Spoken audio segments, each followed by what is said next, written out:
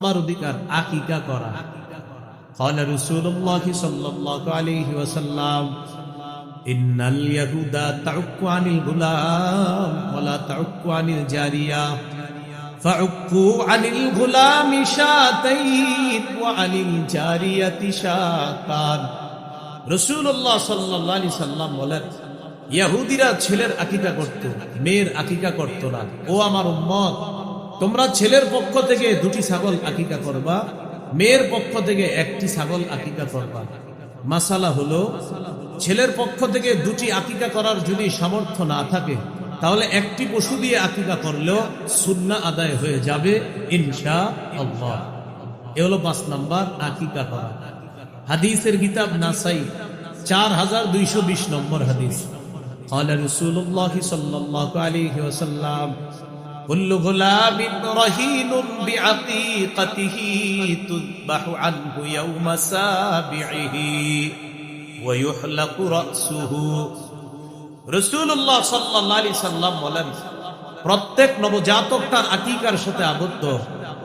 7ম দিনে তার পক্ষ থেকে পশু জবাই করা হবে। 7ম দিনে তার মাথার চুল মুন্ডন করা হবে।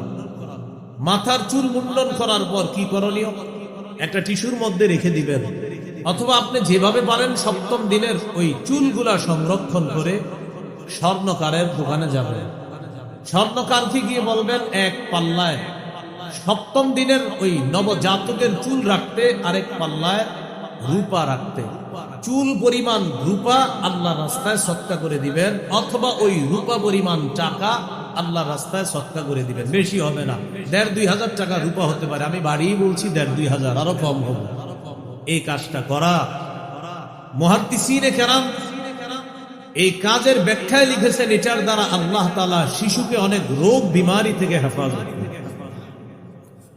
রাসূলুল্লাহ সাল্লাল্লাহু আলাইহি সাল্লাম তার মেয়ে ফাতেমা রাদিয়াল্লাহু তাআলা আনহাকে বললেন, ইহলিকি রাসা ওয়া তাসাদ্দাকি বিজিনাতি শা'রিহি ফিদ্দা।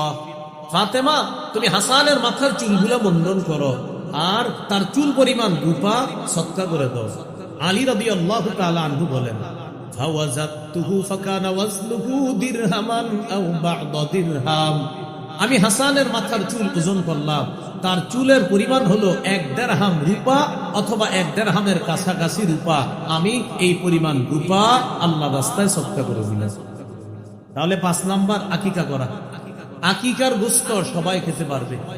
শিশুর মা বাবা, শিশুর দাদা দাদি, নানা নানি, ভাই বোন, আত্মীয় স্বজন, 14 গোষ্ঠী খেতে পারবে। এমনকি গরিব মিসকিন অসহায় যারা, তাদেরকেও দিতে পারেন। সবাই খেতে পারবে। যদি সন্দেহ থাকে, ওই শিশুর গোস্তটাও ফ্রিজে রেখে দিয়ে, বড় হইলে ওরেও খাওয়াই দিবেন, নে তোর আকিকার গোস্ত তুই খা। যদি কারো সন্দেহ থাকে, আকিকার গোস্ত এটা হালাল।